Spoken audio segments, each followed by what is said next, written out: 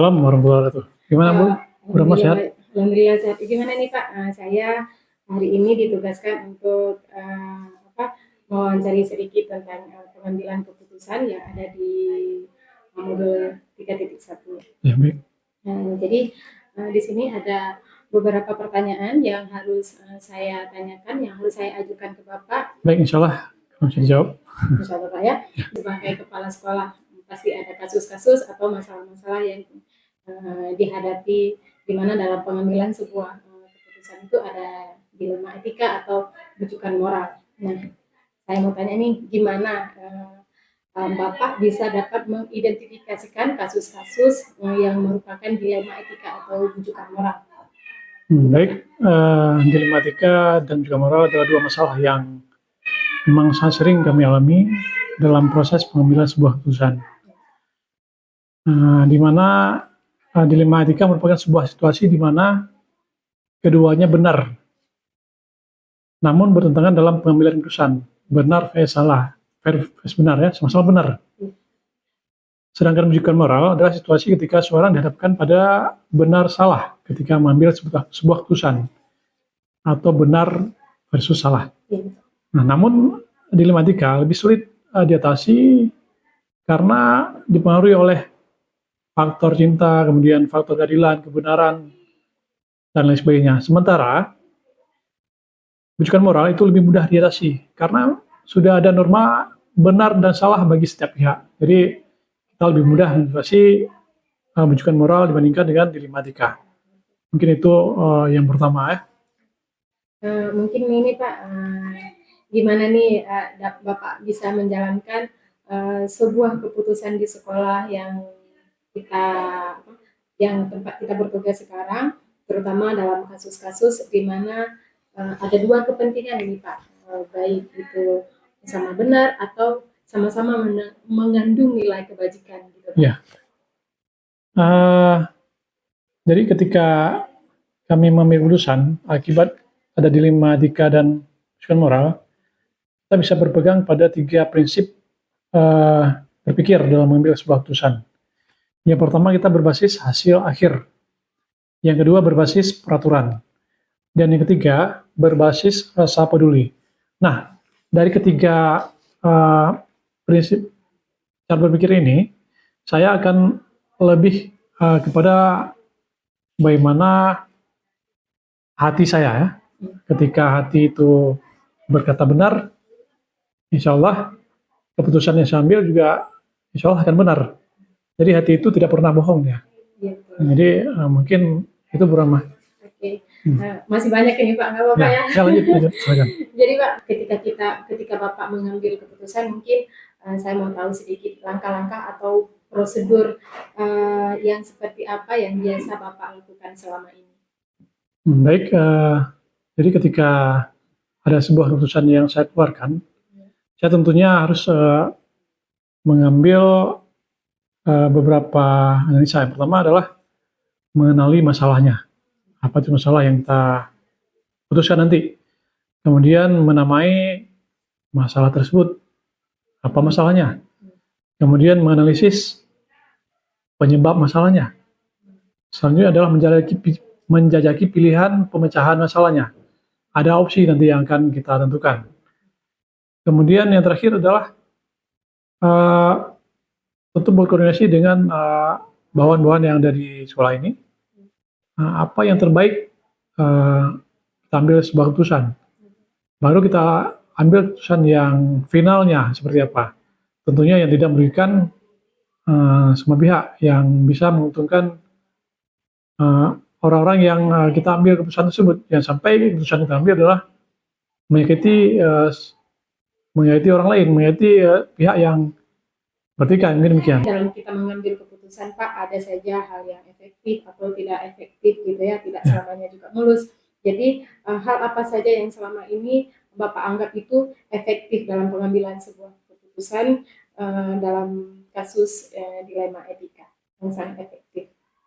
Baik, ketika saya mengambil sebuah keputusan, tentunya saya kan sudah berkoordinasi dengan wakil kepala sekolah, kemudian pengajaran dan lain sebagainya.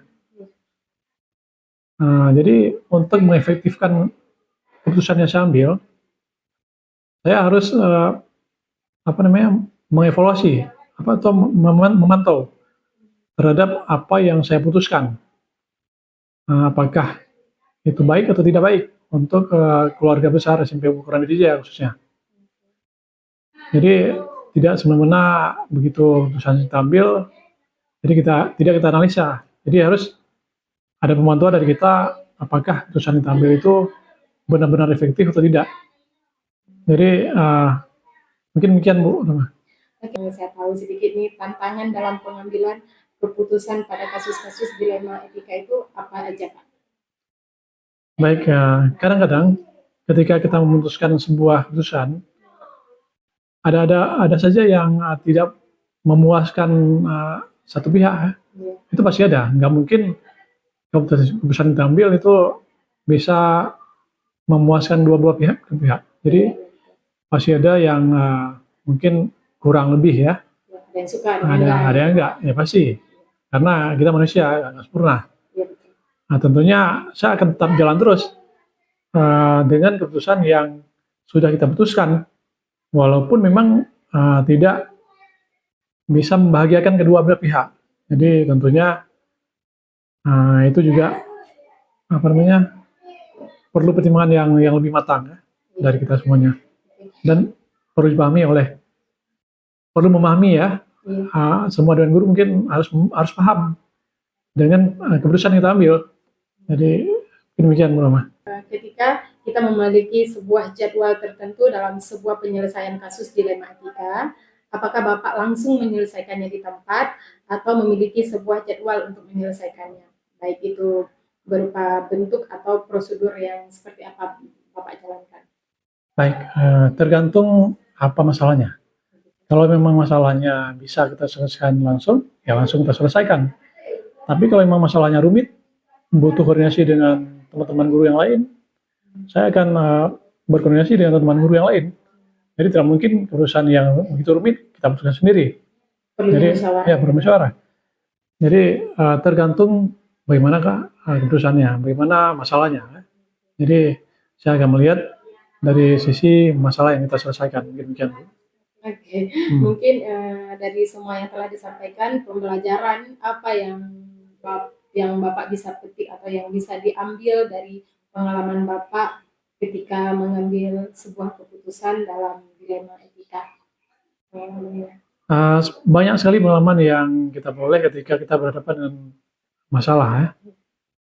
Jadi kecil masalah, kecil pengalamannya. Semakin besar masalah, semakin besar pengalamannya. Jadi kita anggap masalah itu bukan sebuah beban ya, tapi kita anggap masalah itu sebagai pembelajaran untuk kita. Jadi intinya jangan jadikan masalah itu sebagai beban kita, tapi jadikan masalah itu sebagai pembelajaran untuk kita. Semakin banyak masalah yang kita hadapi, semakin banyak pembelajaran dalam hidup ini. Mungkin demikian Bu Rama. Oke Pak, mungkin untuk untuk tugas modul saya ini selesai dulu tanya jawab saya tentang Bapak yang mungkin banyak menyita waktunya. Sebelumnya saya ucapkan terima kasih banyak Pak atas waktunya, atas bimbingannya dan juga atas jawaban-jawabannya, sangat menginspirasi saya, dan ini saya yakin sekali akan membantu saya dalam menyelesaikan kasus-kasus atau masalah-masalah yang saya hadapi di masa mendatang. Demikian Pak, terima kasih. Assalamualaikum. Baik Bu Rahmat, selamat, mudah-mudahan sukses terus.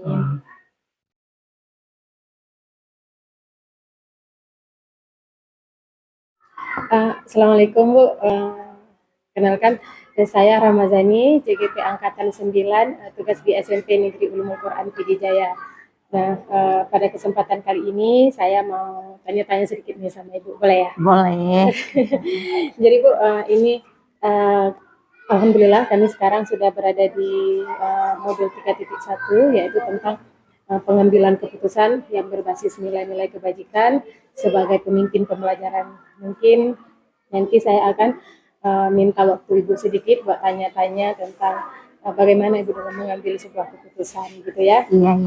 Jadi yang pertama adalah ketika kita menjadi seorang pemimpin nih, Ibu nih sebagai kepala sekolah pasti ada masalah-masalah tertentu dengan siapapun itu gitu kan. Nah, jadi bagaimana cara Ibu mengidentifikasikan kasus-kasus atau masalah yang merupakan dilema etika atau rujukan moral?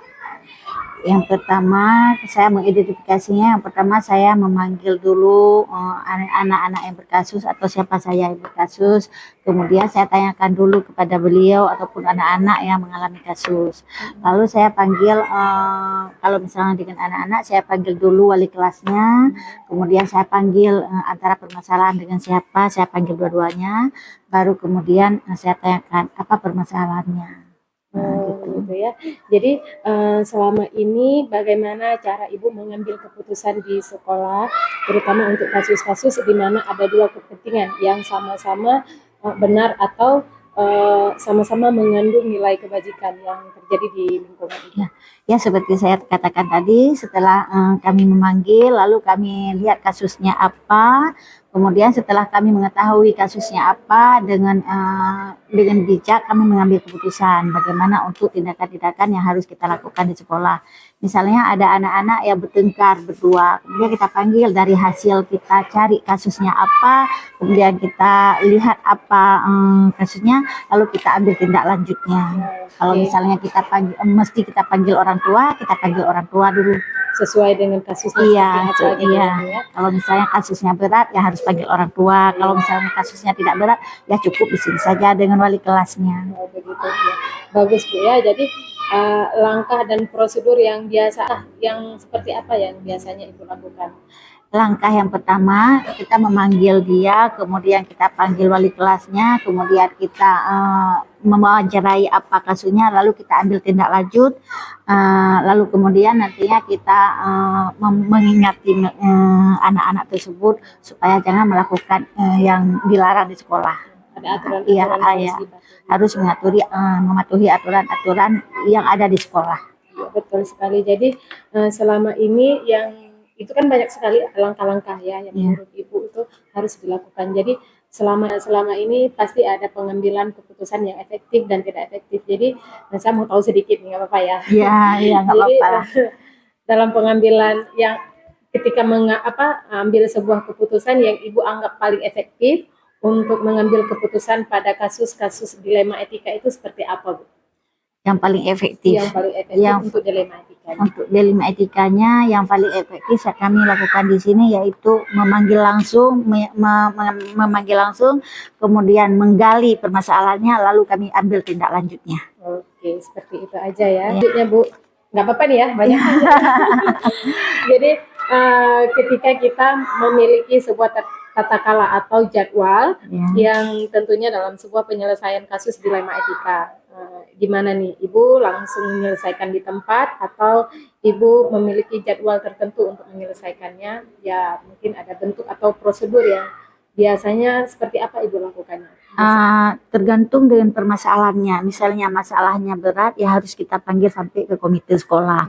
Kalau misalnya permasalahannya itu ringan, langsung kami tindak lanjut di sini bersama dengan dewan-dewan guru dan yang bersangkutan. Ada nggak seseorang atau faktor-faktor yang selama ini mempermudahkan atau membantu Ibu dalam mengambil sebuah keputusan dalam kasus-kasus dilema etika? Ada, misalnya kalau misalnya ada kasus yang berat, langsung saya panggil komitenya, kemudian komitenya juga di sini sering memperhatikan sekolah kita, lalu kemudian saya panggil guru-gurunya dengan cara kami mengambil keputusan dengan suara terbanyak, bagaimana pendapat dari suara terbanyak. Gitu. Jadi ada saja yang membantu. Iya, ada. Jadi Bu, semua warga sekolah membantu, mempermudahkan untuk mengambil keputusan. Kerjasama yang baik ya. Jadi Bu, dari semua yang telah Ibu sampaikan, pembelajaran apa yang maksudnya yang bisa Ibu petik dari pengalaman-pengalaman untuk mengambil sebuah keputusan dilema etika selama ini? Pembelajaran yang saya ambil dengan kerjasama yang baik, maka semua kasus ataupun semua permasalahan akan kita lakukan dengan baik juga, akan kita ambil keputusan dengan baik juga. Jadi intinya kerjasama yang baik itu sangat penting dalam mengambil suatu keputusan. Ya, betul. Jadi dimanapun itu yang penting kita komunikasi untuk Iya. saling bekerja sama ya Bu Iya. ya. Bu, terima kasih banyak untuk waktunya hari ini. Saya senang sekali bisa bisa punya kesempatan dengan Ibu ini mendapatkan pengalaman-pengalaman Ibu. Semoga nanti saya bisa menerapkannya di masa mendatang ketika saya Amin. perlukan. Ya, terima kasih Bu, sama-sama Ya, Bu. ya. Ibu sudah datang ke sini untuk mewawancari saya sedikit banyak. Saya juga mengambil pengalaman dari Ibu. Semoga Ibu sukses. Amin. Terima kasih banyak Bu. Permisi, saya pamit dulu. Hmm.